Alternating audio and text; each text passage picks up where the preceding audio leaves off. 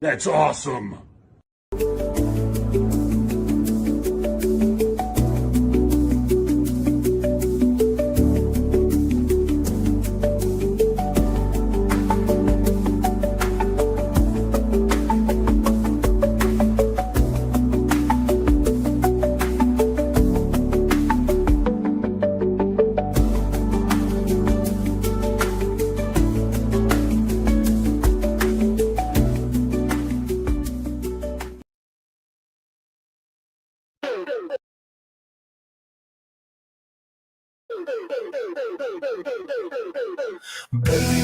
Baby, something woke us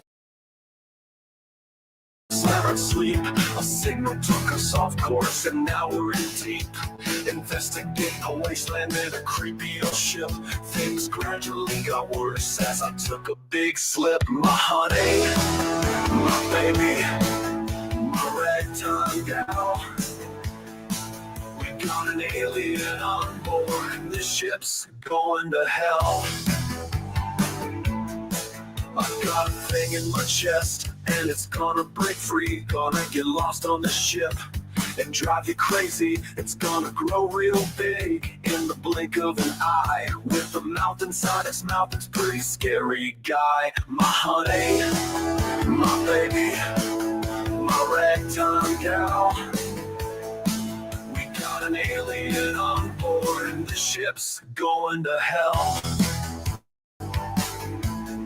So my ass is dead, and so are my mates. Only Ripley's left with a cat in a crate, trying to get off the ship with the monster in pursuit. If you can't nuke it, toss it into space and give it the boot.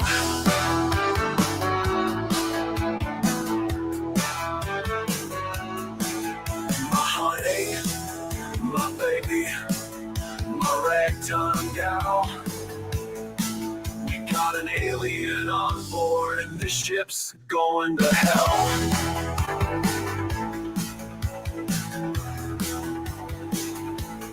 Going to hell.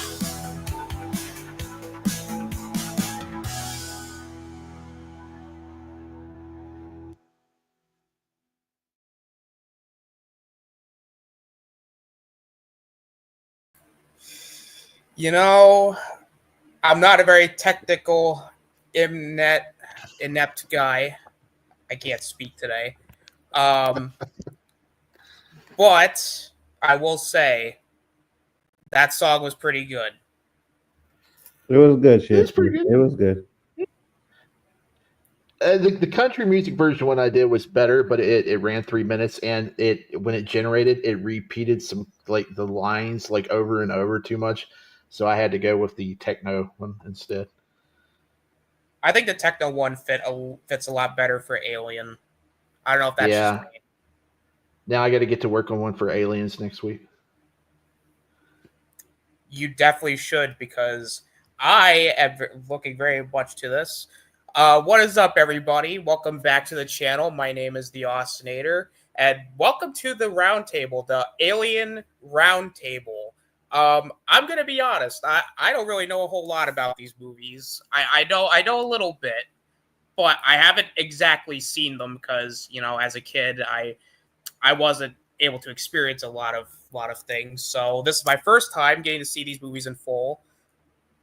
And there's a show coming out, Alien Earth. I think comes out in August. August 12th? August 12th on Hulu and FX. Yep. I can't believe FX is still around. That is... What? That's actually kind of crazy to me. Now, this is where it comes into play that you haven't watched a lot of stuff. FX has put out, I'd say, just as many good shows as HBO. They've got a lot of good shows in their library that they put out over the years. From Justified, from The Shield, and a lot of great shows. I remember seeing FX. That is very interesting, because the last time I saw FX was, I think Spider-Man 3 was playing. That's a very distinct memory I have of FX. Ah, Don't they have FX and like FXX and something like that too? yeah. FXX is like movies, but they kind of moved some of their comedy shows over there. Like It's Always Funny in Philadelphia or Always Sunny in Philadelphia. Okay. Interesting, very interesting. But we're here to discuss Alien, not Alien Earth. Alien Earth's No. for a story for another time. Um, Yes. so we have quite a few movies to talk about, but tonight we're talking exclusively about Alien from 1979. I'm not doing it alone because if I was doing a stream by myself, it would be a disaster. Let's be real here. I'm not very entertaining. I don't got a sense of humor. It's not. It Stop wouldn't it, end well. stop it, stop it, stop it. You fine now, Stonator. You good. I don't know about that, man. I don't know about that. Yeah, you So, good. so I got the usual suspects here. We got Shifty, we got Big Afford Entertainment, and we got another guest come in hopefully soon. But knowing him, he'll show up whenever. Oh, He, always. always. He might even show up just at the end, just to be, just to be. Pretty much, yeah. He show up at the last minute. I'd be roll my eyes. But before we begin, I want to let everybody go around the panel real quick. Let them tell everybody where they can find themselves at. We'll start with Anzo, Big Afford Entertainment. Where can they find you at, sir? As you see under the name, Big Afford Entertainment. You guys know where the channel is. You can check it out. We do a lot of good stuff over there, but it's just cool to hang out with you. Thanks for inviting me, man. I appreciate it. No problem, man. Great to have you back on here. It's been a minute. It has been a hot minute, hasn't it? Yeah. Yeah. It has been a very hot minute. Shifty, where can they find you at, sir? You can find me on X. You can find me on here on YouTube. I put out some action figure videos from time to time. Do a little PSN streaming from time to time. And on Thursday nights, you can find me over on Vinny Art and Tommy to Get a Pig Collective for a Collectible Pass toy show. And then on Sunday nights on Han Star's channel on Chaos, I think it's on Chaos Central. It's on the Real Review 3000's channel. Which is Chris Knight. You know, we Jackbox Fun Night. If you want to play some Jackbox, come on over and we'll get you hooked up. It's fun times. Sunday night, about 8, 9 o'clock Eastern. Very Always fun. cool. Very cool. Yep. Awesome. Awesome. You can find me everywhere. I used to do a wrestling show, but then I gave up. I just waved the white flag. I'm like, can't do this anymore. It's on Why? hiatus. Why'd you give it up? Not good. No. Yeah, the quality's not good. Companies are being John C. stupid. John Cena's got the belt right now, and there's word that Goldberg's going to take the other one next month. So, yeah, Really? yeah. I said to myself, I'm like, do I want to talk about wrestling or do I want to talk about Alien? This is a tough choice. And the crazy thing is, there's a pay-per-view tomorrow. I don't care. Yeah. It's like, do I want a game or do I want to talk about wrestling? That's a very hard choice. I chose the gaming and I chose to talk about Alien. And good thing we're talking about Alien because we're talking about a really good movie tonight. It's going to be very Roundtable-esque again because, you know, if I was just doing a free-form conversation, yeah, it'd just be all over the place and I'd be talking stupid. So we are going to start with our overall thoughts on Alien. And since Shifty, I know you got a huge pad of paper of notes. I'm going to let you take the floor here. What are your overall thoughts? I do, but I didn't know that we were going to do this format, so I didn't break them down into like the 3 categories. So like everything's going to wind up in the likes category because this is just about as perfect of a movie that you can have. It's 10/10 for me, one of my favorite movies of all time. So that's all I got to say for overall thoughts. It's damn near perfect.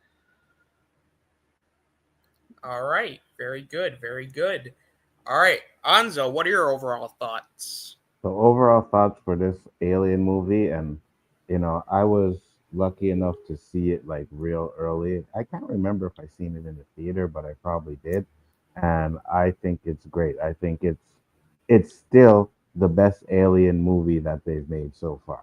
You know what I mean? I Yep. like 2, but Alien 1 is by far the best. Like, great movie. All right, all right. Very good, very good. My overall thoughts, this being my first time watching it, I mean, I kind of have to echo what everyone said here. It is a very good horror film. Like we're talking about a sci-fi horror movie that every movie tries to replicate, and there's a reason why, because this set the bar Facts. for sci-fi horror films. I mean, this movie holds up perfectly.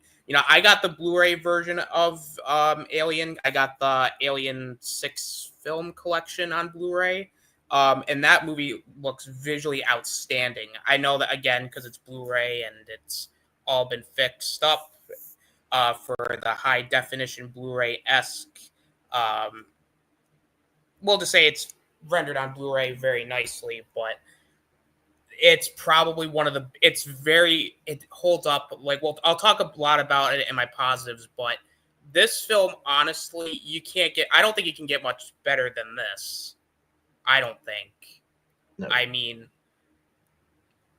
you know what? I'll talk about it in my positives, but I'll start with my positives because because I know Shifty is gonna have a lot of positives. Wait a minute. Oh Uh-oh. God, everybody, hold on a minute.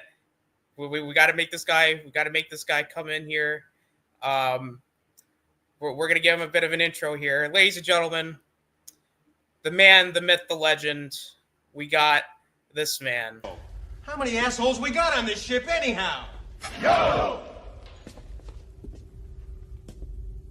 I knew it. I'm surrounded by assholes. Yes, you are. No, well, yeah, you are. Chris is the biggest asshole of the bunch. Let's just put it that way. All Thank right? you. You're welcome. 12 minutes late, Chris. I'm sorry. Oh yeah. No. You mean 40 minutes late because we were supposed to start at 10. Yeah, exactly. No, my car's running again. At least I got that figured out, so that's a plus. That was like the last thing of the night. Anyways, I do apologize that I screwed this up for everyone. It's fine, Chris. Well, No, I was late too. We'll just judge you in private. You know I'm messing with you, bro. You know what I I mean? know. You know Shit what's happens. funny? You know what's funny? Whenever you do a stream, you can always expect Chris to be late. Not because Chris wants to be late, because Chris needs to make a grand entrance like he did tonight. This is true. This is all planned. Mm-hmm. It is planned on my part. Absolutely. 100%. It always is. Real quick then, Chris, why don't you tell everybody about yourself and give your overall thoughts on Alien? Well, I am Chris Knight of the Real Review 3000, Chaos Central, and a few other channels, Honstar YT. And you can find me on lots of other places, sometimes over on Bigger Ford Entertainment, sometimes over on The Road to Wisdom, Danny Graham's channel, and just here, there, and everywhere. But most of all, you need to know that I am the most important person on any stream you will ever see. And when I talk, you need to listen. Wow. Listen to who? Chris, Me. Good God. Yes, you called me. Yeah, there's a clip I'm going to play for that, Chris, just because. You're good. No! Listen, there's only one important person here, Chris, so that's the host, sir. Is that what you think? That's what I believe, yes. I can't do it. What, you think you got power with the OBS? You think you're smart? Pretty smart. All right, fair enough. Not at all. Hans is gonna honestly say that whole time he's gonna say nope. There's nothing that I can do, but and And here we go. Okay, so we're ready, right? I would believe so, Chris. Good. Give your overall thoughts on Alien. The first movie is excellent. It is probably one of the first master classes of a thriller, suspense, horror, sci-fi movie. Before that time, I don't think we ever got that combination. So this is kind of a 2001 meets Jaws, and it was everything about it from the moment the lights start flickering to the very end. It's just amazingly presented to you. Wow. Well, great thoughts, Chris. Like I said, when I speak, you should listen. Lord have mercy. Can you phantom zone him, please? You know what? This is what Chris sounds like, guys. Cock-a-doodle-doo! The cow says boo! Cock-a-doodle-doo! The cow says boo! I agree with that totally. I totally agree with that. That's all we hear from Chris on a daily basis. Mm-hmm. So let's get into our positive, shall we? Well, we're already off the rails, but that's fine. It's an Austinator stream. I don't care. I never care. Have you seen the Bigger Ford stream? Because those go off the rails too, bro. You know what I mean? So I think it's just the group we're in. It's going to go off the rails. 100. And the quicker it goes off the rails, the easier it is just to get through the stream. Facts. Oh yeah, absolutely.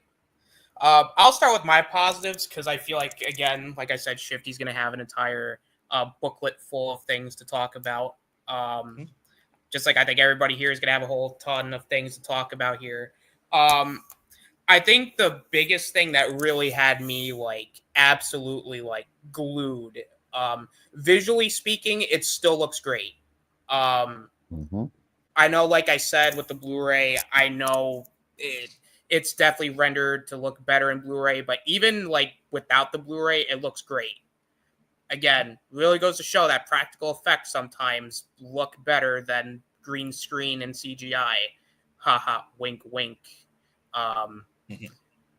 The atmosphere, like there were points in this movie where it was very tense. By the way, spoilers for this 70s, 80s, 90s. 79? Yeah, 79. Yeah. So 2010. So we're talking an over 40-year-old movie here. It's 46 because I know it came out 2 years after I was born. You're right. I was born. Well, good job, Chris. You can do math off the top of your head. My God. It's been so long. Nobody expects it. It's like, oh my God, I forgot what he's like. Boy, that escalated quickly. Yeah, I just sometimes I can't believe it sometimes. The atmosphere in this movie was terrific. There were points even in this movie where I was kind of jumping. There was like one scene where you see the face hugger, like that little guy, like he just like, because he died after he got put on, I believe his name was Kane. After he got latched onto his face, and then they find it, and then I'm like, holy shit, that made me jump. And there was a lot of very good tense like jumps, like I wouldn't call them jump scares, like genuine scary moments, because there was a lot of points in this movie where it's like very tense. A lot of those very long paced scenes where like they're almost like walking around, almost like searching for the alien, or just you know the aliens come, but you just don't know where. It was done perfectly. Like this is one of those movies where it has a very slow pace to it, but it works. Like it builds ambience almost. See, I know big words. You went to college. I know. I went to college. I got a degree. I'm allowed to use these big words. The characters, like they're memorable. Like they're well, let me rephrase that. They're memorable, but they're not memorable. Like they're good for the movie, but they're not like, oh my God, like I gotta remember this guy's name tomorrow. You know what I mean? Like we all know Ripley. She badass. You got the cat. You got that Ash guy who is a robot. Which, by the way, that the aesthetics of the innards of the robot looked like gross, but it was like, again, done perfectly. It almost looked like he was like gargling milk almost. It's pretty weird. Milk. Yeah, it was definitely milk. There was also towards the end. This is just really funny because I'm just a guy that likes to shit post for the memes. Seeing I was gonna say Predator. Why do I have Predator on the mind? Alien. When you see the xenomorph just sleeping in or like just laying in the cargo bay, it's like he's just sleeping in the. It's like he's just sleeping. He looks like a thing of luggage. Like he's just he's just sleeping there, and then he gets woken up. I thought that was pretty funny. I think even like the score, even though it's not used a whole lot in the movie, but when you do hear the score, the music plays perfectly. And seeing the face hugger or seeing the alien the chest burster for the first time, where he bursts out of the chest, was like a holy shit. And the way they introduced the characters, like instead of doing like, you know, how typical movies do it now, where they got to do a montage of like, hey guys, look at this guy. Hey, there's that other character.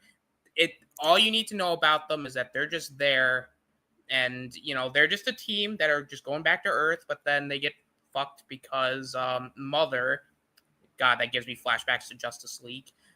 Mother's like, hey, there's a problem. You need to go rescue something, and they're like, no. I love how Parker's just like, no, I'm not doing that, and they're like, you better do it or you don't get paid, and then he's like, oh fuck it, all right, I guess I'll do it then. I like that. There's a lot of this movie that I could talk and rave about, but as a whole, it's one of those things where because it's a great movie, you can't really, I don't know how to describe it. It's so good, you can't really describe it, I guess, because like, if I say anything, I don't think I can do it justice, because being it that this is the first time I've seen it, I can't exactly word properly.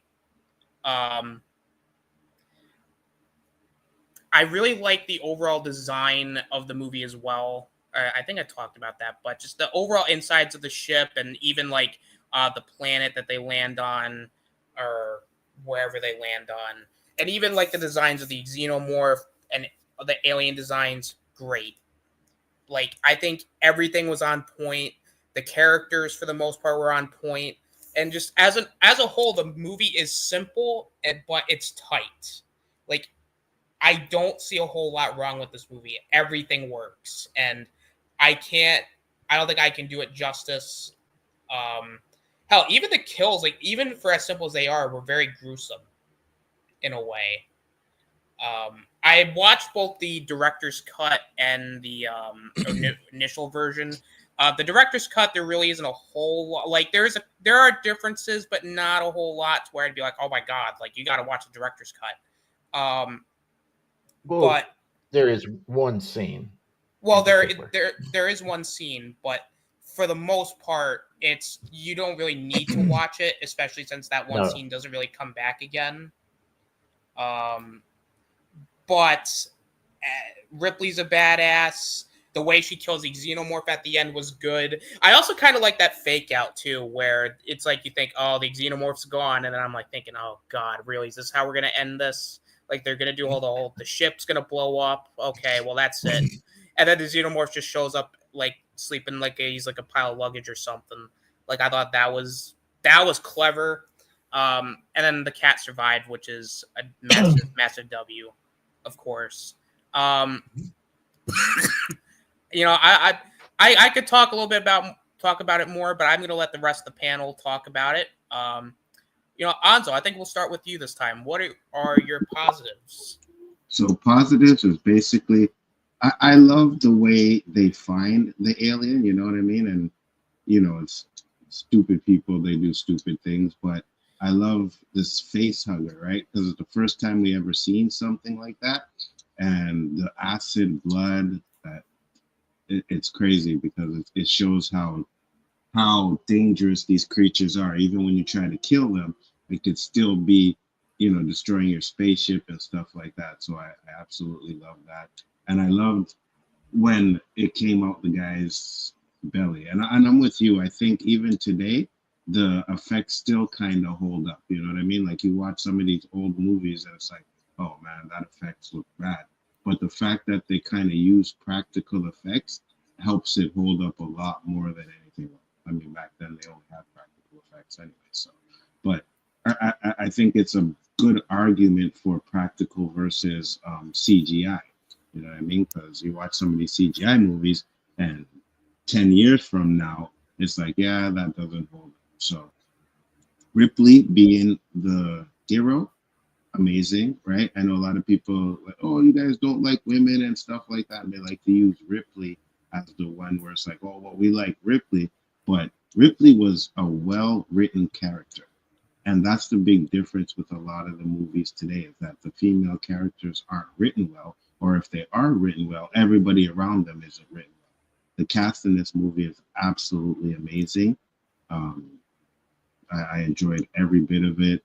The android with the spitting out milk. Even for me, for some reason, that kind of like, it bothers me. Like I don't like to see the milk. I know it's just milk, but it's like it's kind of weird, So I think this movie is hands down, like,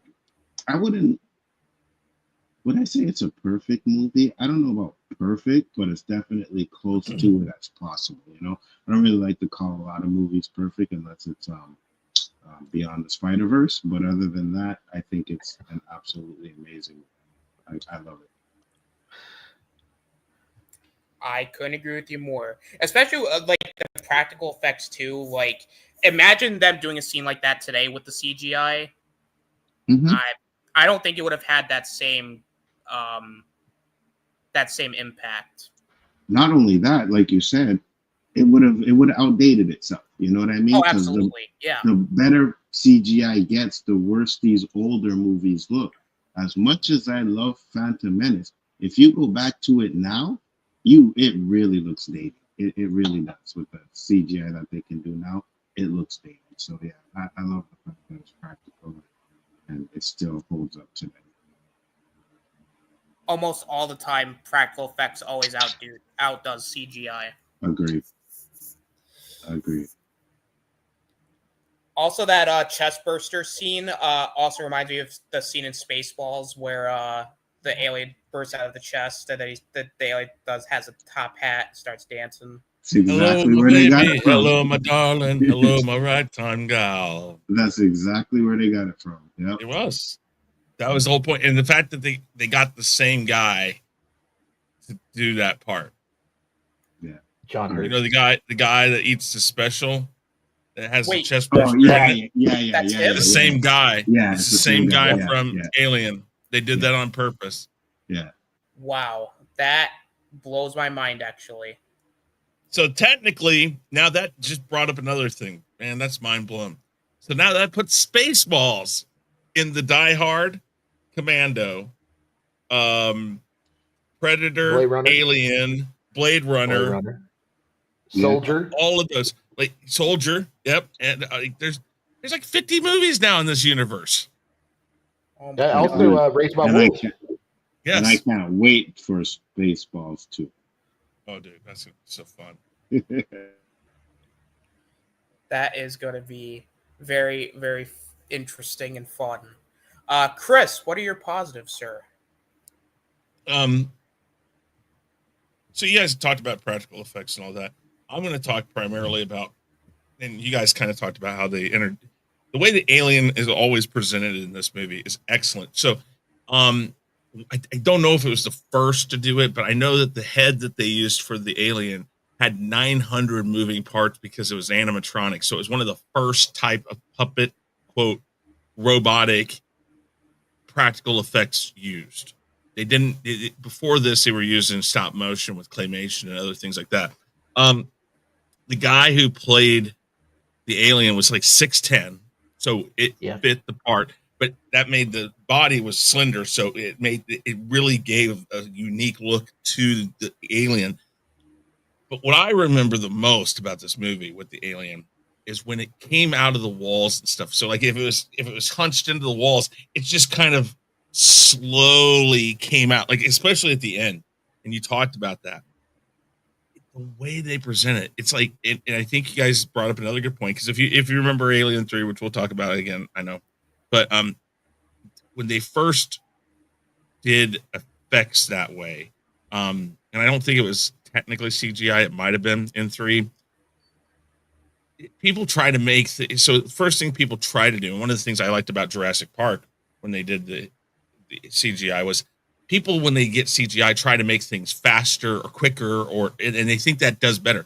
I think the fact that the alien in this movie wasn't always moving fast, it was methodical how they would move, and the direction of the person in the suit and all of that. To this day, it's one of the best presentations. I love Alien 2, and a lot of that stuff's really awesome in that. But when you talk about the first one, how they do this, again, this is, I think all the movies kind of are apart from themselves, their own thing. But Alien, when you get Ridley Scott and you give him this type of movie, the fact that he thought, how do I want to present this? And everything is a set piece. The ship is a living, breathing thing during it. All of these things come together in, like Anza said, almost a perfect movie. I mean, I don't know if it isn't a perfect movie. And again, that's probably because they didn't have shortcuts. So they didn't jump to a shortcut. And they thought, how do we do this? How are we going to make this look this way? And then, as you guys put it, here we are, 46 years later, and it still holds up. They clean it up, they put it in at 4K, and it the only difference to the look is it looks cleaner, looks a little newer, but it still holds up because they're not using cheap tricks. I think that the way that the crew is picked off a little at a time builds the suspense to the end. And as Ostinator said, the movie starts off kind of slow, because think about it, when we first see it, when they're waking up from hypersleep or the cryo sleep or whatever they call it, the light comes on first, the autopilot comes on first, and it slowly turns on the lights, and it's, instead of what you would think this many years in the future that this movie takes place, what would you think? Okay, ship knows it's time to wake everybody up.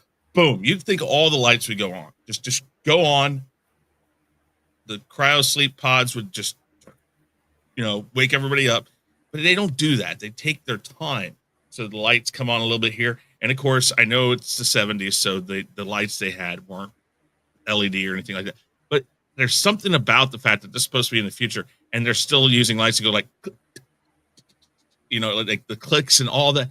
Everything in this movie lends to the atmosphere. And if it wasn't done this way, it's like Jaws. If they had the shark for Jaws, I don't think we would have gotten Jaws the way we got it.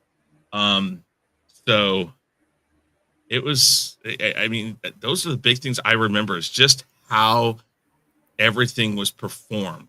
And again, Anzo brought it up about Ripley. Sigourney Weaver not only was the perfect pick for this, but to this day, it is one of those movies that you go to, and when people say, oh, well, they don't make good female characters and stuff like that, you can point to Alien and say, listen, it isn't that you can't make a good female character. It's just taking the time to put the effort in. She could have made this a schlocky horror film. She could have played this.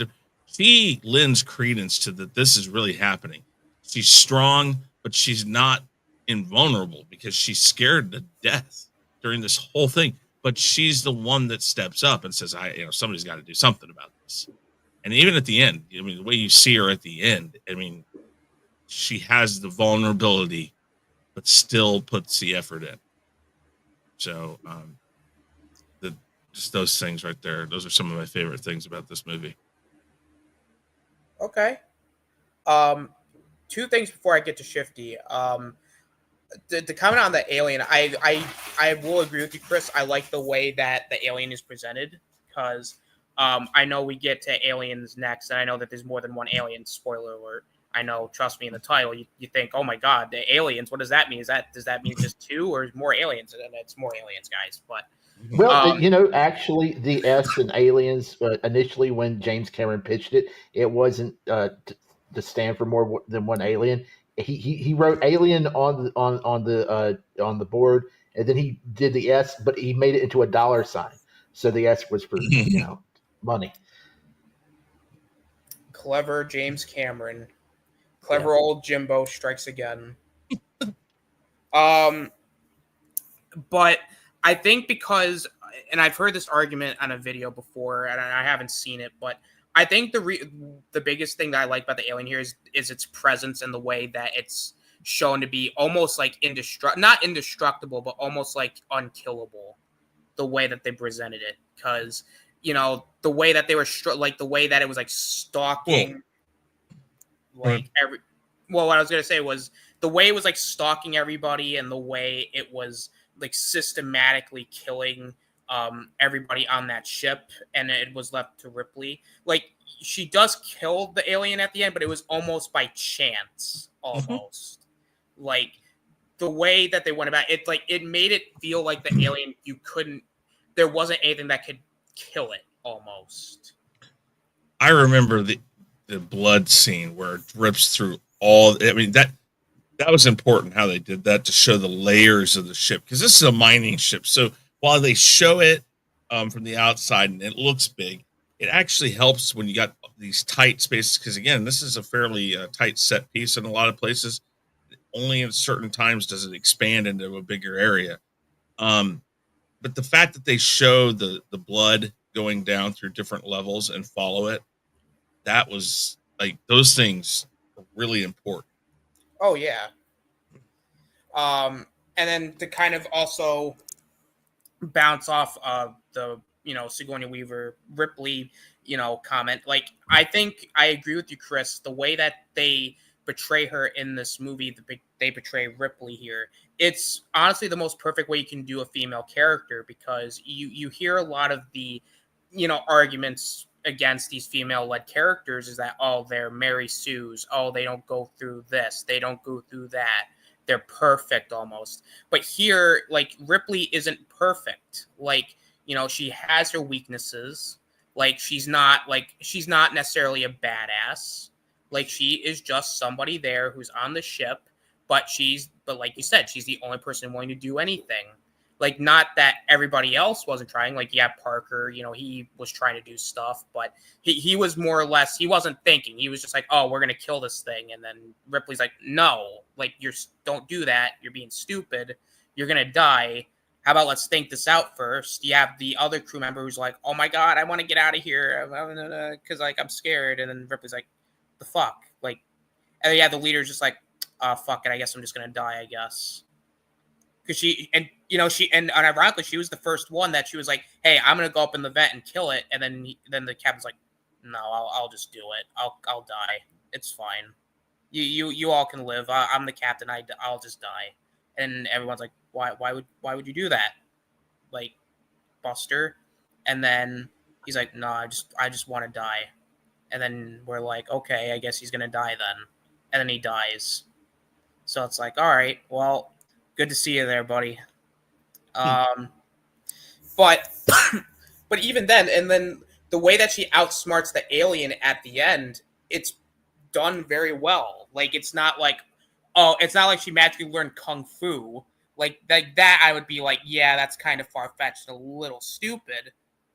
But the way they do it here and the way they portray Ripley was done perfectly. Take notes, Hollywood. No, I always say that. Go ahead. I mean, it's 46 years old. I think they've already had plenty of notes. Well, they need to take more Maybe they need to take maybe it'll take them another 46 years, but by that point, they won't learn. I think that it's a matter of they don't want to put the time in. Like I said, this was written, and then Sigourney Weaver looks at it and she reads the parts, and she's like, she came up with, she came up in her mind, and then of course Ridley Scott helps too because he gives direction. But she came up with her in her mind what she needed to do, and if you ever see the commentary parts on this or listen to her talk about this film, she said, I needed to be just vulnerable enough, but almost like a mom. I had to be tough when I wasn't. So I think that was the key. She said I had to portray courage and toughness, even though at the same time I had to show like inside, I'm not sure myself. I'm not sure if I can do this, but I have to act and show the outer appearance of being able to. And that's what she did. You see she's scared to death, but you also see she has to do it. She's told her. So like, think about if a kid is in trouble, or you watch animals with babies and stuff. They don't, you don't see people not try to save their kid if they're in peril or anything like that. And that's kind of how I think she talked about doing it. And she talks more about that in the next movie. But again, I digress on that one. Oh, sure. But to circle back and sum it all up, great portrayal, and the alien was cool. Shifty. Yeah. Hey, I got a lot of stuff. I didn't know this was the format we were going to take, so I'm all jumbled up. But just bear with me. Hey, the first thing, I didn't know that we were going to do I knew we were doing a roundtable, but I didn't know we were going to do the roundtable format. So I thought we were just going to have like a conversation. But hey, I knew we were driving to Texas, but when we showed up at Texas, I was really surprised. Well, I mean, yeah. Hey, listen, Sigourney Weaver. Yeah. Hey, but first, there's a lot of great behind the scenes documentaries on all this stuff, and they're probably on your set, Austinator, because I got the quadrilogy on DVD, and every one of those discs has a 2-hour documentary on each film, and they're great stuff, great watches. And something we don't really talk about much about Ripley is she was a warrant officer, so she had to be kind of tough from the get-go, because and also if you want to work another movie into this whole Alien expanded universe, that one movie with Sean Connery where he's a sheriff, Outlands, I think is the name of it. That's kind of in the same spirit of Alien. Yeah, that's another one you can work in. But she's a warrant officer, so I think it would have been neat if they would have had some of her prisoners or something on the ship, maybe help us kill this alien, and we'll work something out. That would have been neat. But she had to be tough from the get go. But hey, we're going to rewind this all the way back to the beginning. The title sequence. Man, that's so iconic, and it's been they do that for most of the other Alien films where the letters just slowly come in, and that music, that score, man, I think Jerry Goldsmith did it. I think I could be wrong, but man, it's so low key and melodic, and then they work in some really haunting, almost alien sounds into the mix. It actually kind of reminds me of.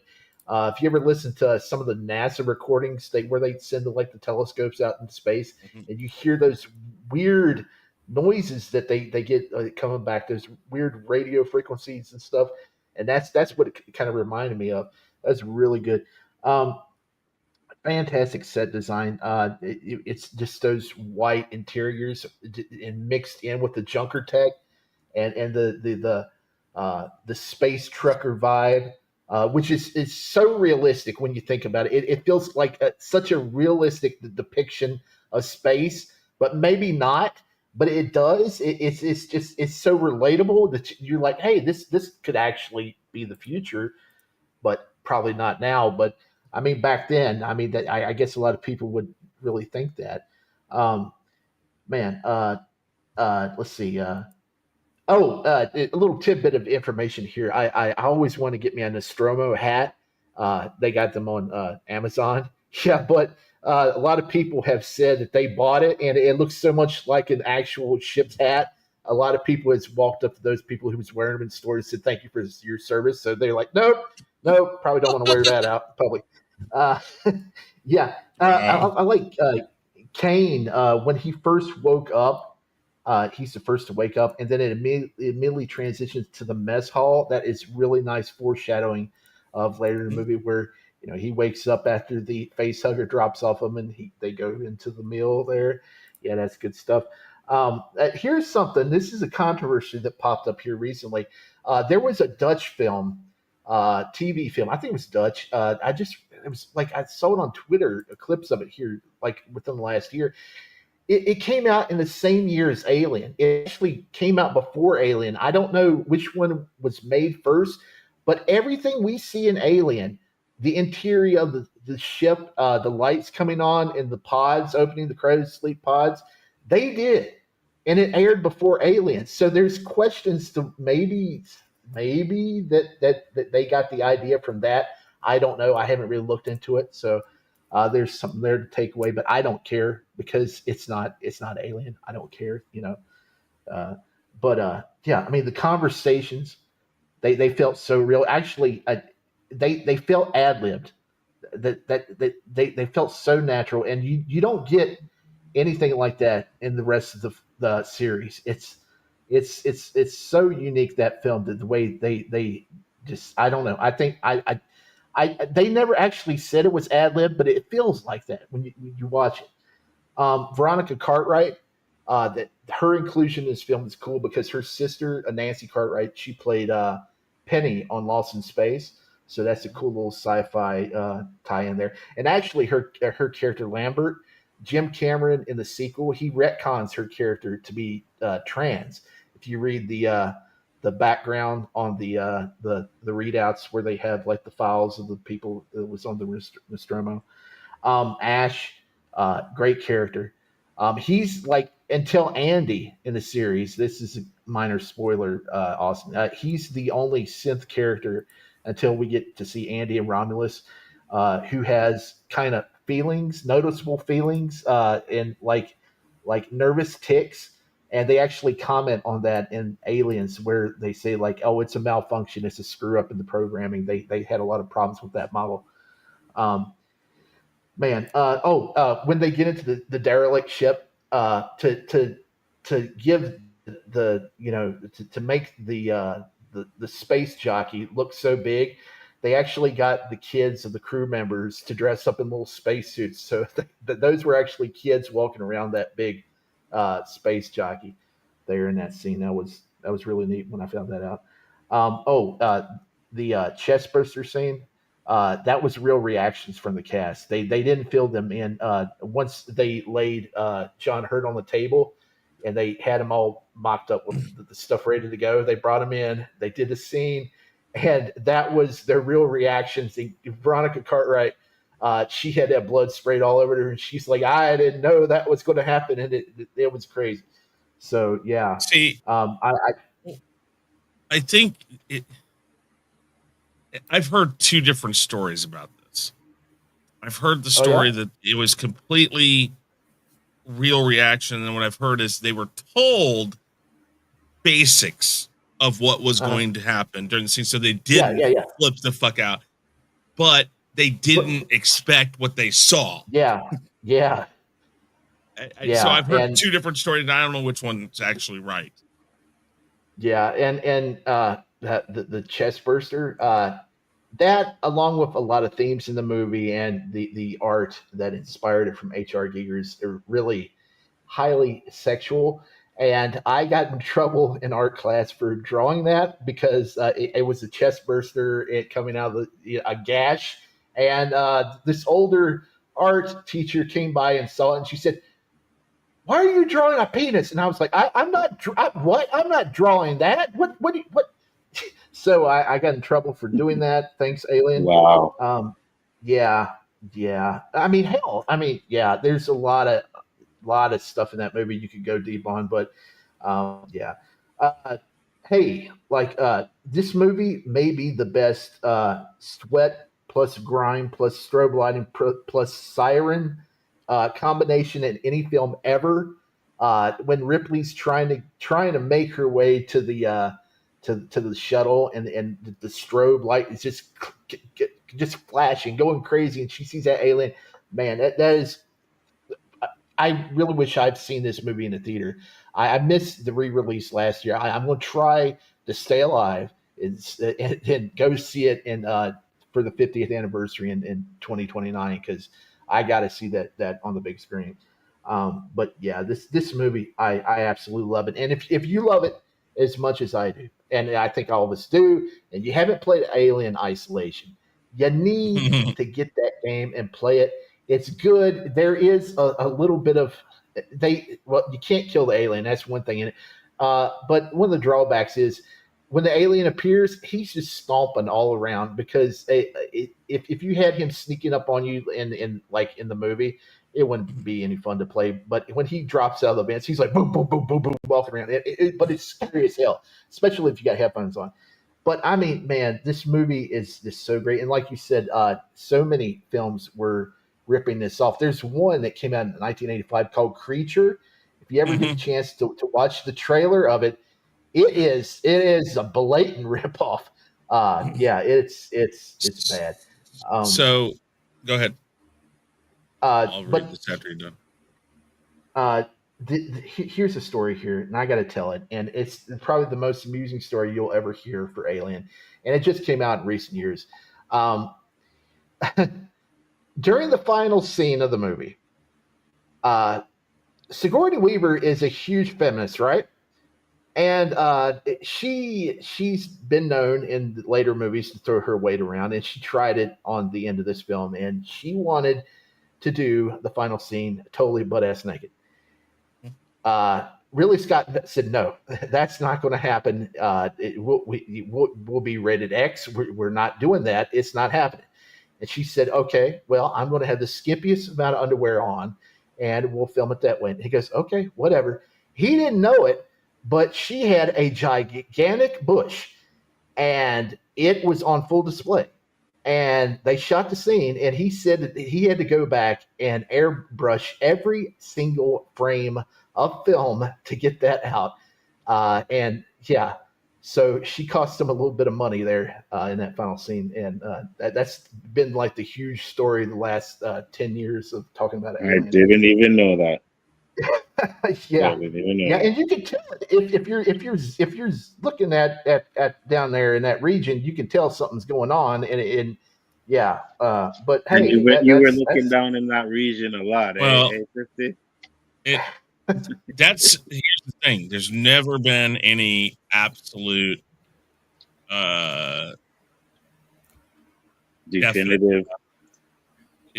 It's a rumor, and like I don't know. A lot of people have that thought, and it had to have come from somewhere. So I do know the part what he's talking about, that she has said, I wanted to do it fully naked.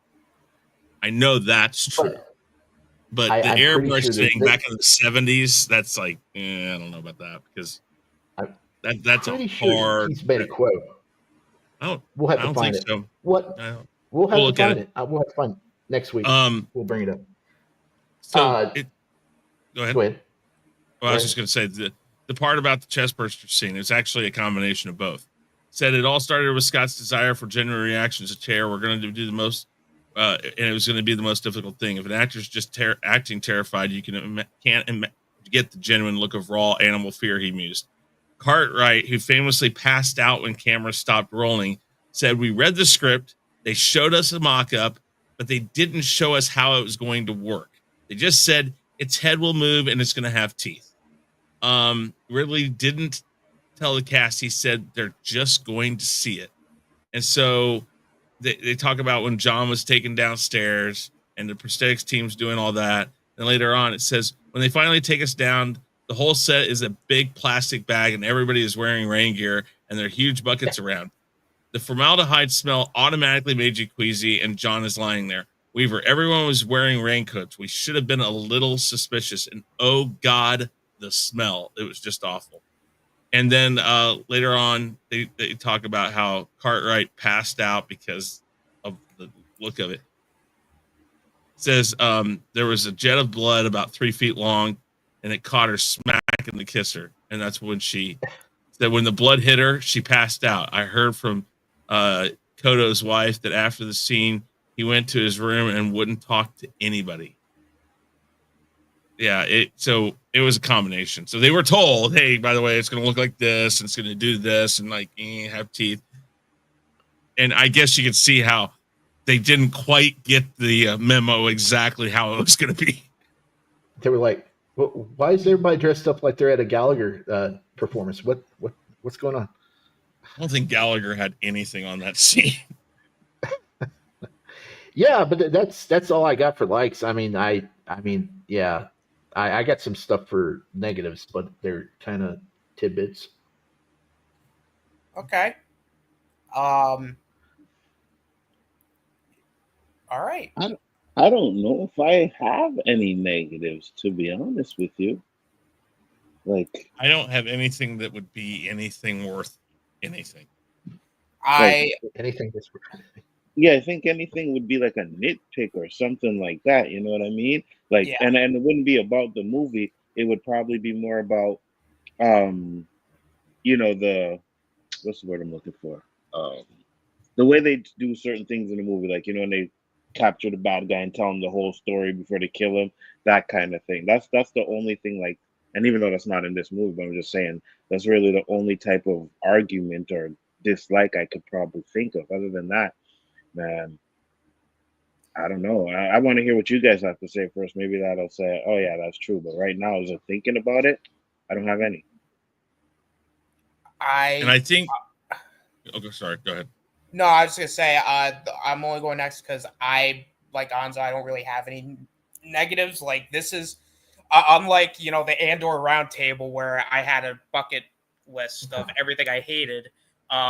This one I don't like. Surprisingly, like everything in this movie is very good. Like like obviously, like honestly, it's kind of like what Anzo said. It's a lot of it's just nitpicks. Like the only maybe negative I have is like I think the whole like Ash being the robot, twist. I was like, you could kind of see it coming just based off of the way like he was acting and the whole like twist of all Mother's bad, Justice League reference, hint, hint. Remember that movie? Yeah, I do too, sadly. Where he's like, oh, we got to do it for Mother. Man, maybe that and maybe this and Justice League are connected. I don't know. There'll be no Justice League stat slander going on here today, Austinator. We're not doing that. Huh? We're not going to be doing no Justice League slander on here today, all right? No. It wasn't Justice League. It was Batman versus Superman. Oh, okay, no. I'm talking about the Joss Whedon one where he was where they okay, even better. Oh, okay, yeah. That one we could do. He was like, we gotta do it for Mother. I mean, other than like the robot twist, which admittedly just came off at like the whole big corporation, like they're the bad guys here. They wanted the alien like that. That's like it's more like things that like you see nowadays where it's like evil corporation. They want it. That's a Ridley Scott thing. He's always been into this massive thought process behind the Big Brother thing. That's why he did Blade Runner. That's why he did this movie. He was supposed to do Dune originally, and I can't remember why he didn't end up doing it. He either passed on it or he wasn't able to do it. But that's a Ridley Scott thing, and yeah, okay. I mean, the corporation bad guy thing, okay, but it plays well in this movie. It does. Here's these people. They are a corporate team. They're a union. They have contracts with these companies, and when they're told that, oh, by the way, we're going to stop here and do this, and they're like, oh no, we're not. We're going home. We want to go home, and then they're fed money. Well, if you've ever met an oil worker or a miner or any of those people, when hazard pay is offered, when money is thrown at them, they're like, you know what? No, go And for it. Just you know like what? this. And you know why I won't put that as a negative, right? And Yeah. I was the word I was looking for was kind of like the trope, right? Is Mhm. because this movie came out in '79, so there wasn't an abundance of those type of things going on at that time. Now, if you watch it, you're like, oh yeah, it's the movie trope, right? But this is the movie that kind of started those kind of tropes. So I Mhm. don't. That's why I won't use that as an argument. It's like an original. If the only argument is that it caused a lot of other m- movie writers and stuff to use the same trope over and over again. That's about it. Well, when Yeah. something works, and again, it's because of this movie and it's because of other movies. There's, Superman, Yeah, for instance. yeah. Superman made everybody think, whoa, you got to come up with other movies or TV shows and things like that. And um, the whole thing is that when they see a trope that works, they don't think about the thoughts that went in to make it work. And that's the thing. This movie had thought behind it. A lot of things happened to make it what it was. So when you go and you're just like, let's just replicate it and rinse, wash, repeat, it doesn't work like that. You can't just take the scenes or the gore or the thrill or the horror and all that stuff. You can't take any of that stuff and just throw it in a movie and say, hey, here it goes. It works. But they do it because things like this happen. Oh yeah. Yeah, I Like agree. that's why I'm not saying like that stuff's my negatives. No, Like yeah, it's more nitpicks. It's more I like got you. Yeah. it's stuff like nowadays you roll your eyes and go, really? Like, come on. But even then it was all done so well that I can't really be like, oh god. Like I'm not gonna be that guy that screams the clouds going, I I despise all of you. Like, no, it worked, and that's why I can't. I'm not. I'm gonna be honest. Like, I don't have any negatives. Like, it's a very, very good movie. But Shifty, I know you got negatives though. So, or Chris, do you have any negatives or?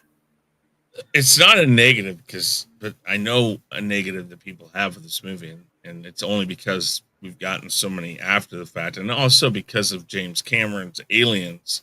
That when people go back and watch this movie, the first thing you hear is it's slow, and I don't think it's slow. I think it's methodical, and it's Yeah. purposely done like that. Because again, not very many people, you either like or you dislike Blade Runner.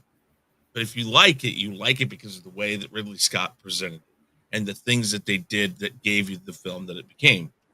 It's the same thing with Alien. If Alien had been anything other than this, I don't think as many people would have liked it. But because of subsequent films, people go back, and this is one that they're like, yeah, it's just slow. It's methodical, but it's kind of like I remember Star Wars being slow to me. I remember as I was growing up, the first the Facts. Tatooine, the Tatooine was so slow. I go and watch it now, and it flies by. I'm like, okay, but I think it's the perspective of how you watch something. So it isn't slow. It's just methodical, and it's built to do that. And you said it earlier, like I said, Austinator, you said it. As it moves forward, it gets faster and moves faster, and things happen.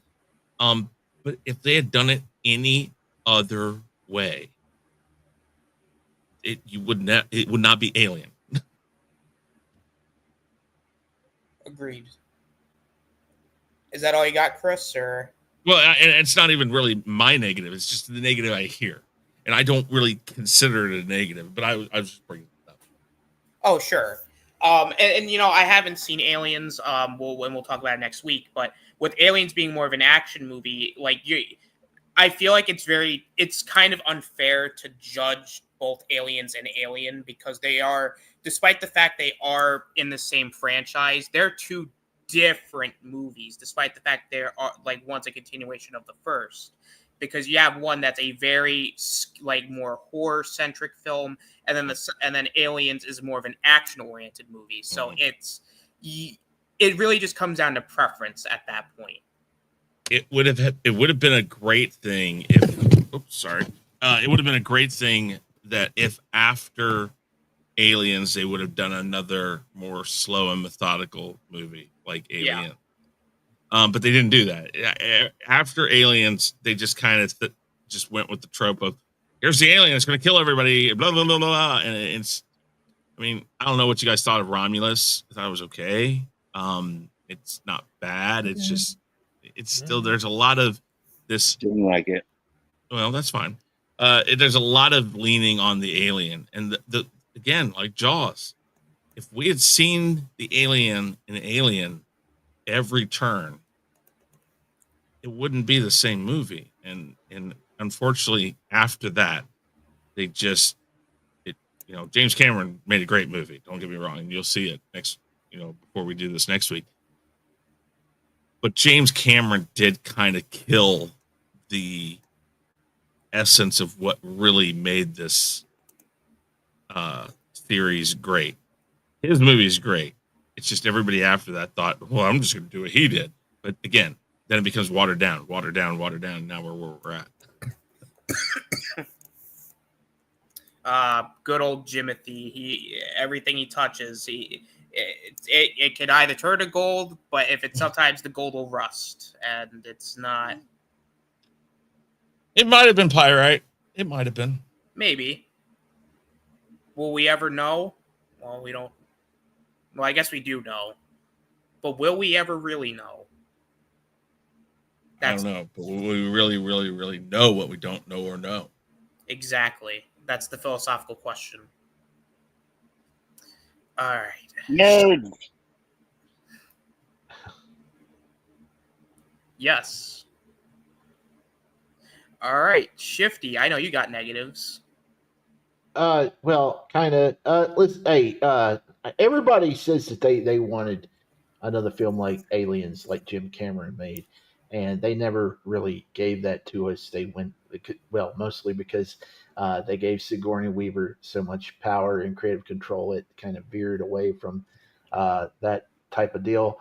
The series was kind of headed back towards something like that with the sequel to Covenant, but of course that we'll never get that now because they've went a whole entire different directions, which is unfortunate. But one thing you got to remember, I had to step away. I had to get the air conditioner up and running because we've had some thunderstorms, so I didn't get to hear all what Chris said. But one thing you got to remember, Austin, throughout this series, the ultimate bad guy is the company. So they're always the ones that's pulling the strings, and so that's something that's the main trope of Aliens is the evil company in the background. Hey, let's see where I want to start here.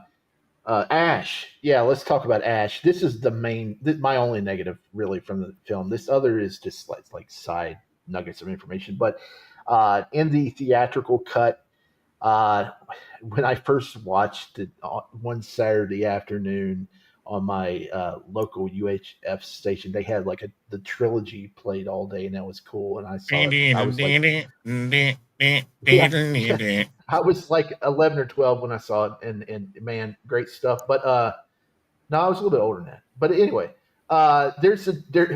after they knock off Ash's head, there's the worst transition shot ever in the world, where it's the prosthetic head, and then it immediately jump cuts to the real head of Ian Holm, and that was awful. They replaced that since then, but back in that original, it may still be in the theatrical cut. I haven't seen that in a long time because I own the special edition, which also has negatives. If you've seen the special edition, there's a shot, I don't think it's in the theatrical cut, when Brett, before he dies, in that where the alien comes down, there's the shot, and I think it's only in the special edition, where you see the alien actually up in the chains. He's just swinging side to side, and that's just like I don't know. I don't like that. I like the first time we see him when he sneaks down behind Brett and he turns around and he sees the teeth. But there's a clear on shot in the special edition of him just the silhouette of the alien just swaying back and forth up in the chains up there. Back to Ash. Man, that was gross. That was really gross. And it looked like, and there was an action figure produced in 2019. This action figure had an extra head, and it was covered in, and it sat there at my local Walmart for like 5 years. It was here recently, and it finally wound up on clearance. Nobody bought it. It wound up in every clearance department throughout the store. Nobody would buy it. Well, of course, they were trying to sell for $27 and $18, but nobody wanted the bukkake action figure. Nobody would buy it. Right? Nobody would buy it. And finally, it dropped down to $10. I almost bought it just for shits and giggles, but I said it out last week, and the dude in electronics said, "You'll never guess." I said, "What?" Somebody bought the bukkake action figure. I said, "No shit." They bought it after 5 years at Walmart. Somebody bought it, so he found a new home. What would you use to make that liquid? Because again, everything I've read about like that, the chest burster thing, like all the liquids they used in that, they said smelled horrible. I don't know. I don't want to know. I mean, is little Jimmy in the back room doing something? I don't know.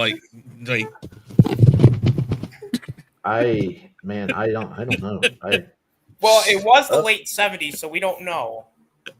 Yeah, stuff went on. Stuff went on back then. Another scene in the special edition. It's a negative. It's a big negative.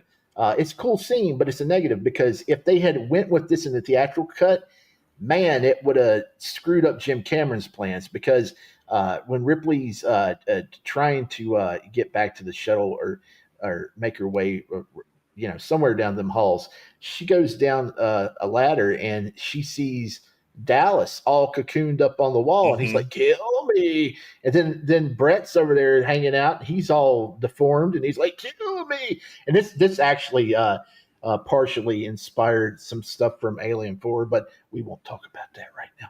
But he's like, "Kill me!" and she flames him out with the flamethrower. And if they would have went with that. That would have screwed up Jim Cameron's plans, because that was supposed to imply that they were transforming into eggs, supposedly. So that would have changed the lore up a lot there. Oh, and another thing, if they would have included it in the film, they actually filmed it though.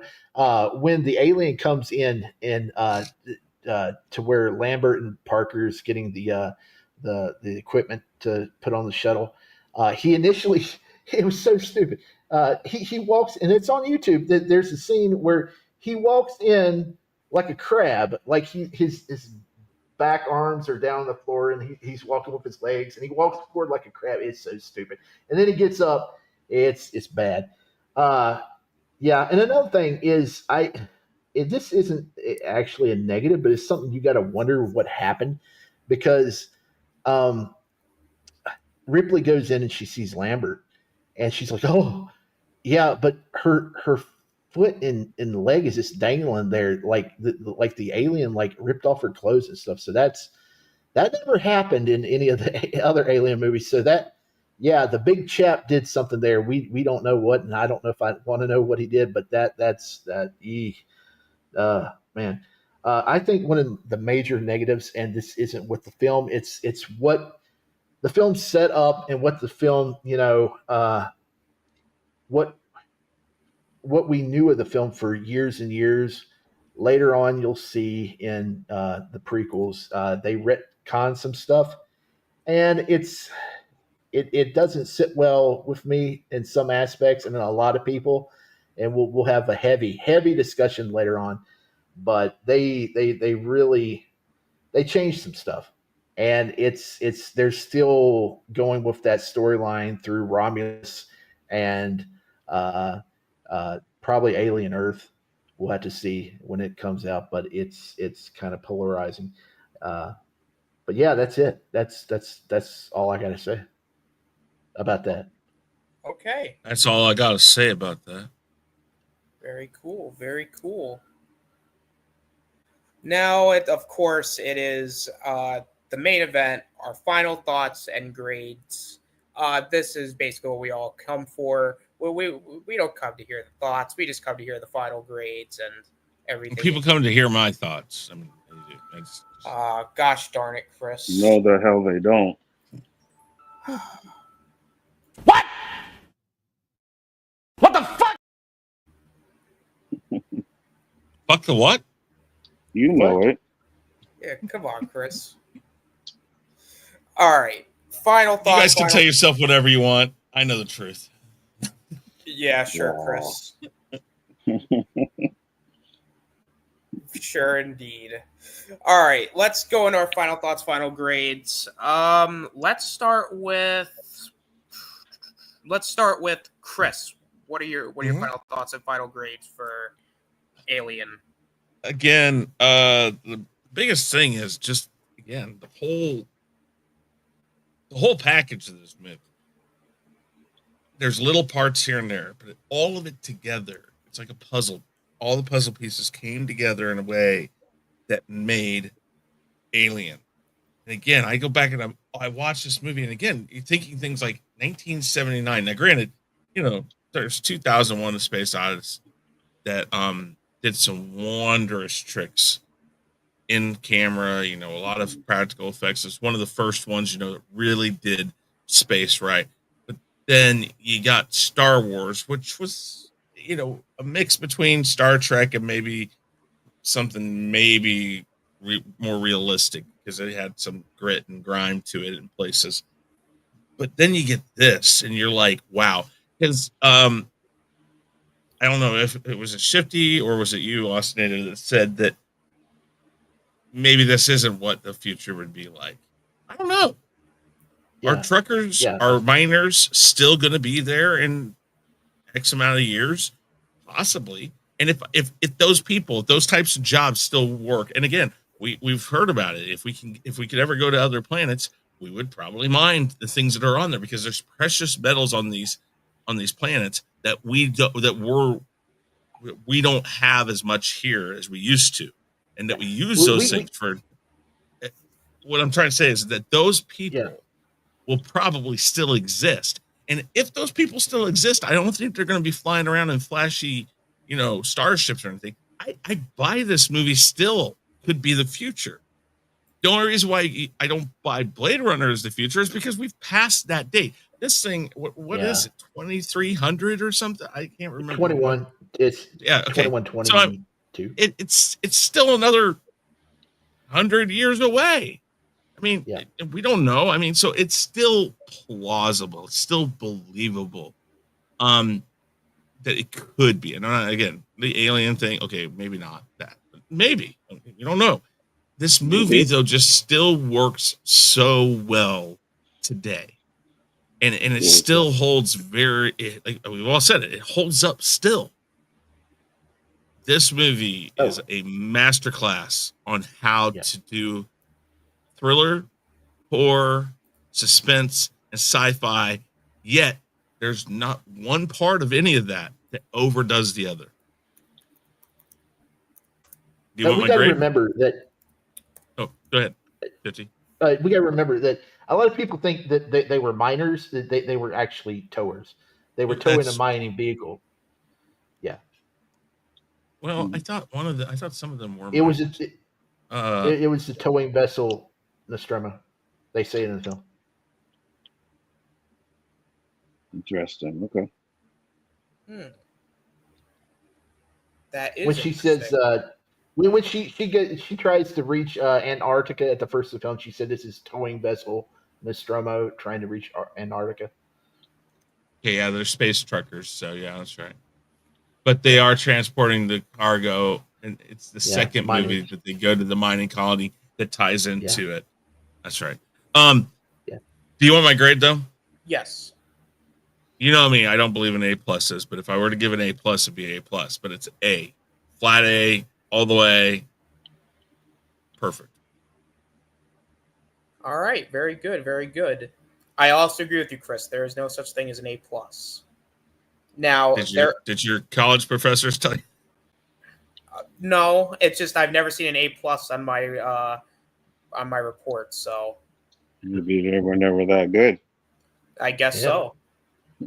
No, it doesn't exist.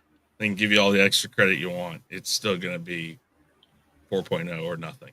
Now, there is a such thing as an S grade where if you're doing a tier list, there's the S. So, I mean, technically you could give it an tier list. That's just like the That's when you're splitting hairs.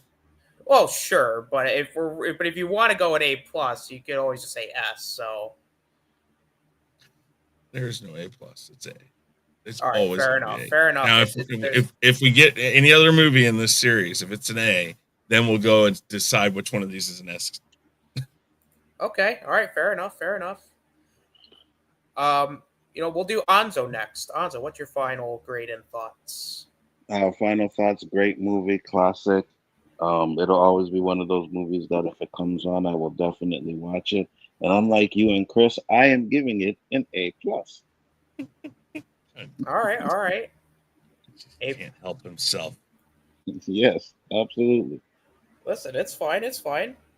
I mean, I can't tell him no. He won't listen, even if I did. Not to you, never.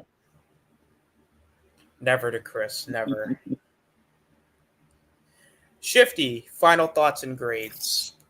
If you guys, I'm not conforming to your grading sensibilities. I'm giving it an A plus because it's a perfect movie. It is a perfect movie. It is the best of the series. Agreed. And then that's including both Aliens and Predator. I don't care. It's the best. Wow, very Aliens good. versus Predator isn't that great, so I would agree that, in my opinion, this is the best of the whole series, but I'll talk about it next week, the but part of that. All right. See, next week's gonna be very interesting because I think that's gonna be part of the conversation. I'm looking forward to the butt part.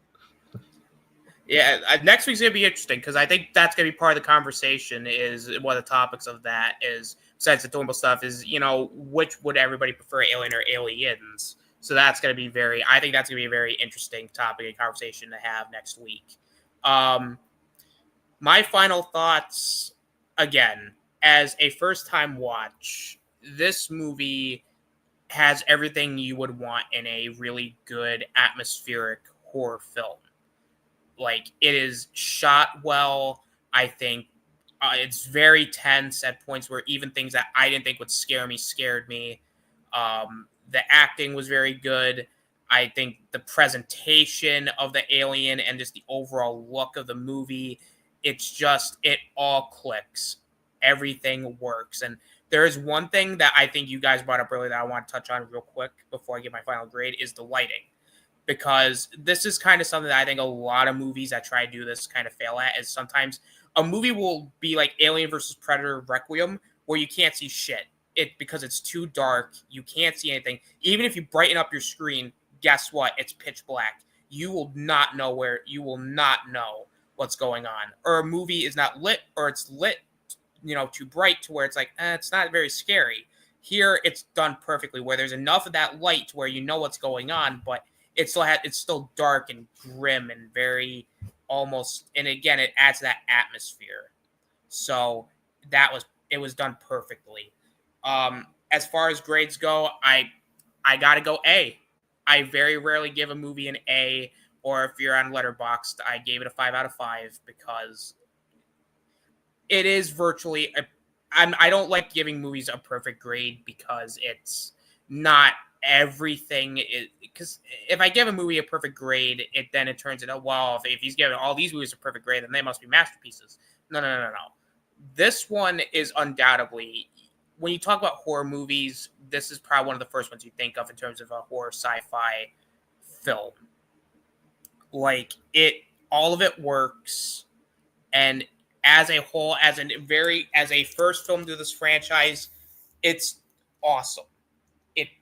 Honestly, it could peak here, realistically. The franchise could peak here, and then that'd be done and over with. However, there's an entire other bunch of movies after this. So it's all over the place after this. See, well, let him see it for himself and decide. He may love some of these, and see, that's what kind of makes the roundtables as a whole great, because most of the time we all have differing opinions. Again, like the Andor Roundtable, where Chris and Shifty were like, "Oh my god, it's the greatest thing ever." Meanwhile, I'm like, "No, please stop. You need to touch grass. I promise you, it's it's not that great, Yeah. guys. I promise. I It was promise. It's better. not." Well, here's the thing, Ostinator. While your view on Andor is flawed and wrong, we still loved having you there. It was great to have you back on a round table. Yeah, man. I mean, listen, it was fun. You know, it was like the old times where everybody was like, "Yeah, this show is great," and I'm like, I'm the one that's like, "No, that sucked." It's like, stab my eyes out, please. It's like, get me out of there, please, for the love of God. If you had like your 4 days later. Man, I'll tell you what, like back then, like when we were doing the roundtables initially, I'm just like, man, I was just angry. I was just like mad at the world. I'm like, God damn it, this sucks. Why does everything I love have to die? And then now it's 2025. I'm like, I don't give a shit anymore. Fuck everything. You Man. can tell you've grown up because Yeah. at some point that's just what you got to be. Like, you know what? Fuck it. You just got.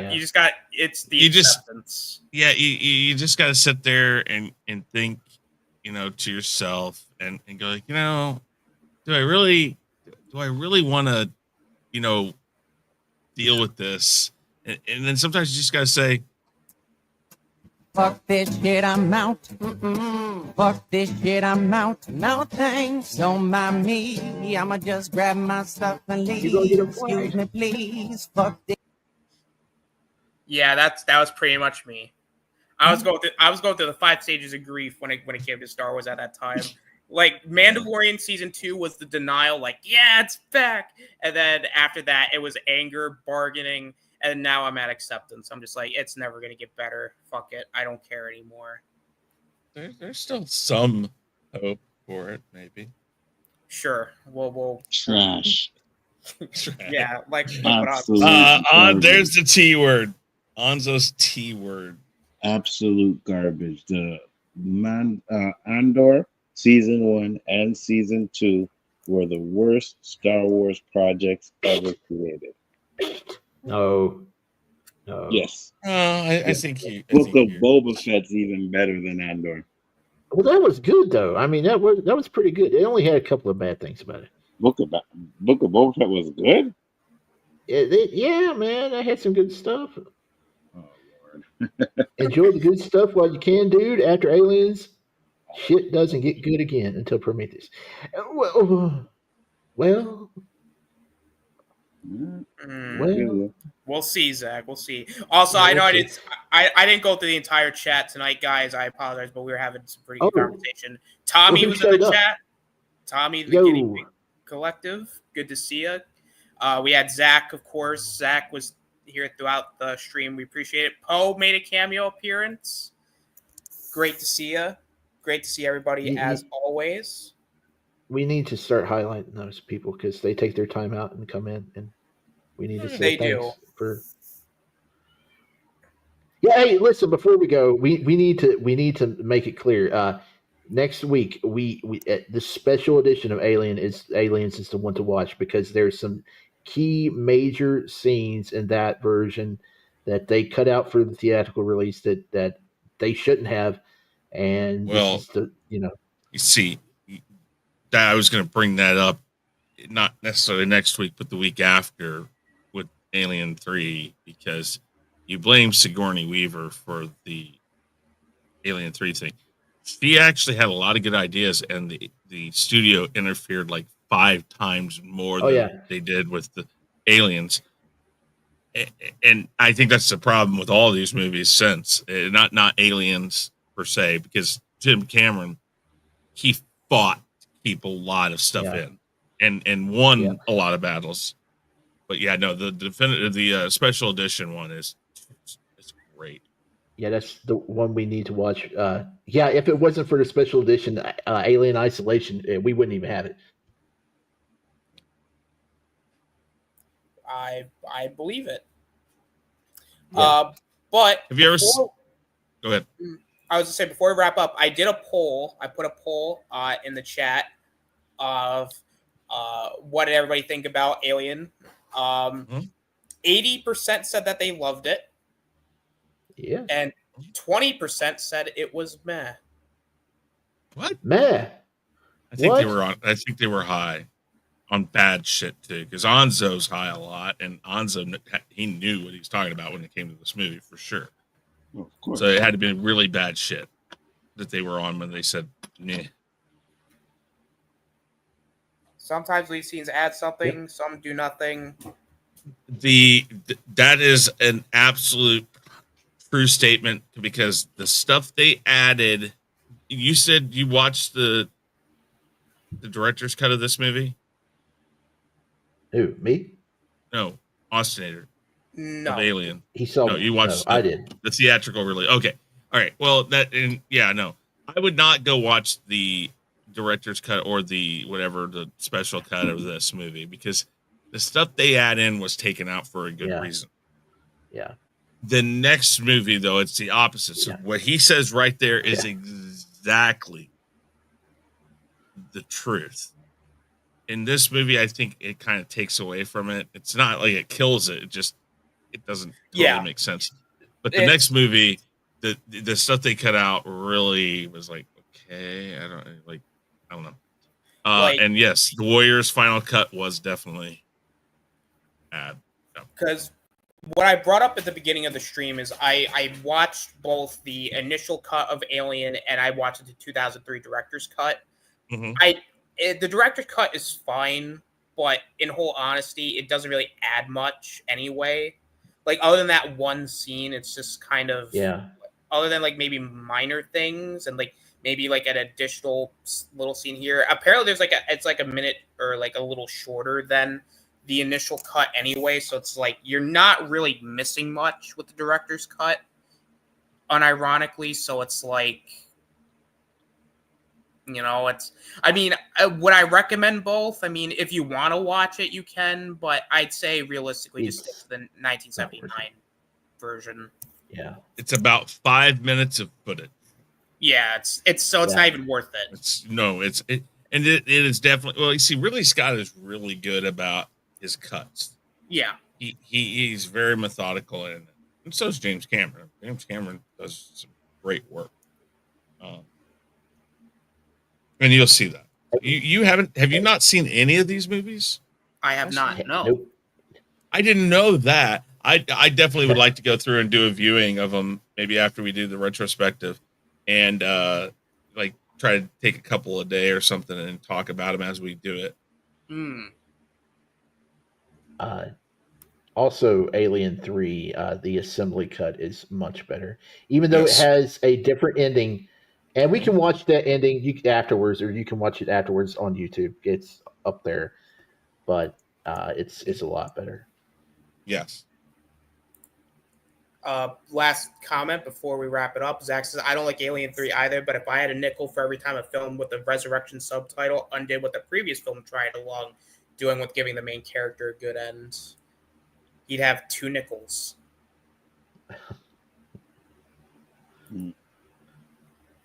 Indeed, sir. Indeed. Well, guys, we went an hour and a half, quite longer than I thought. Actually, I'm actually kind of surprised here. I know it's a bit of a late stream, but hopefully next week we're gonna do it a little earlier, because it just shit happens, I guess. Really quick, I'm gonna let everybody go around the panel one more time. We'll start with Chris. Where can they find you at, sir? Real Review 3000. You find me also over on Chaos Central on the first Monday of the first 3 Mondays of the month. I have to think of how to say that. First 3 Mondays of the month, we do our individual shows. First is the Chaotic Conversation, or some form of that, with Danny Graham. Then it's the Chaos List. Lately, we've been doing debates. That's Anzo's show. And then there's the Rule of Three, which is my show. This week, we got a bonus week on top of the week we normally take off. So Monday this week, or coming up, we're going to do Jackbox games. It's just going to be the three of us on the panel, so there'll be lots of room for other people to come in and play the games and be in the chat. So we encourage you guys to be here and check that out. And then my channel, I'm doing the weekly wrap up, things like that. We're going to be back to the Rumble and some other things. I'm still working on getting all that stuff back up and running because a lot of stuff got deleted or gone, like my wheels and all that. So I got to do all that again. Name That Tune's going to be coming back soon. Gospel According to Chris, I'm planning on bringing that back too. Yeah. And then Honstar YT, of course, we do Sunday Fun Day, which is a part of the weekly wrap up also. So guys, check it out. And thank you, Austinator, for having me. I appreciate it very much. No problem, sir. It's always a pleasure to have you. And just the idea of seeing Danny playing a Jackbox game kind of goes crazy. It's going to be fun. It's going to be interesting. I'm very, looking forward very to it. interesting. Check it out, guys. Monday at 9 Eastern. Check it out. Awesome. Shifty, where can they find you at, sir? You can find me on X. You can find me on YouTube. I post some videos sometimes, and I stream sometimes. On Thursday nights, 8:30 on Tommy and the Guinea Pig Collective and Vinny Art's channel, we have the Collectible Glass Toy Show, 3 hours talking about toys from the 60s to today. Good stuff, fun times. On Sunday nights, what Chris said about Jackbox Fun Night, come join us, play some games, have some fun. Cool beans. Anzo, where can they find you at, sir? Bigger Ford Entertainment. This Sunday we'll be doing the Ironheart Roundtable, so that should be very interesting. Not sure of the time yet, but I'm going to work it out with these guys, make sure every time works for everybody. But other than that, man, I appreciate you having me, and it was fun. Awesome. Thank you. Yeah, no problem. Always great to have the usual suspects on. Absolutely. And you can find me on my channel. I had a wrestling show. I just don't care anymore. It's on hiatus. It's on hiatus. The joy's been sucked out of me. I basically was like, look, I'm gonna replace the wrestling show with Alien, because with Alien Earth coming out, I was like, and I had the Blu-ray. I was like, I want to talk Alien, so where we replaced it with that. We might bring it back at some point in some way or some form, but for now it's on a hiatus. And I'm just everywhere. You can check me out. I'm kind of running through because it is midnight where I'm at, and I am tired. I've been on call this entire week, so Next week we'll go with like 9 o'clock or whatever, or 8 o'clock. Was it 8 o'clock originally you wanted to do? I think it was 9. I think, or it was 8 or 9. I think. It's wherever that was, but we'll because I know next week it is July 4th, so. Oh yeah. So do you want to do it on Saturday? I would say Saturday would probably be best bet, because so Saturday will probably be next, so it'll be next Saturday, and then the week of the 11th I can't do it because I'm going to be out of town that entire weekend. So unless we want to do it on like a Thursday, which I don't know if you guys can do it on a Thursday. I'm booked up that night. Oh yeah. Okay, so so we'll probably bring it back after the 11th. Well, I probably could. I'll have to talk to the guys. I probably could skip 1 week because I mean, we're trying to get these in before the show starts. So we'll talk. Yeah. All right. If we can do it before, like, even if we have to do it like earlier on in the week, we can do that too. But I'm trying to figure out the semantics of it so that way it doesn't feel like we're doing it too close. But again, we'll figure it out as we go. But yeah, so guys, that was Alien 1 in the books. 6 more to go, I think. Yes. Yes. Well, wait. Are we counting the Alien versus Predator? No, for the sake of time, because I don't know, because I'm hoping. That's fine. with scheduling, They're not realistic. canon. They're no longer canon anyway. So They say that, but I'm sorry if they did a they're comic not. book. They're not. They're not. They're rebooting. They're rebooting AVP to tie in now. It's actually coming. That's my That's what they're point. working on. Yeah, but it's a different canon. Ever since Prometheus it happened, it's not canon anymore. They pulled it out. It's gone. We'll talk about it when we get there. It's gone. It's the AVP's gone. It got shot off the ship like Kane. Like after he died, it's gone. So because realistically, because I don't know if we'll be able to fit. Well, I think we could probably get all these movies done before Alien Earth, but I do think if we do decide to do it with Predator, like if we do a Predator thing, roundtables before Badlands comes out, we'll include those then because there's not a whole lot of Predator films. Yeah. So I don't plan on going to see Badlands, but I mean, y'all can do that. Well, I mean, we'll still do like roundtables for like the older Predator movies, regardless. But it's just more of a thought because again, I don't want to throw Alien versus Predator in there if we don't really need to. I don't think it fits, but yeah. So even though I think AVP is the fourth best of all the Alien films. See that? Interesting. All right, guys, we are going to wrap it up. Thank you all for watching. This is the Osnator signing out, and we will see you next week when we talk about aliens. Game over, man. Game over. Game over, man. Game over.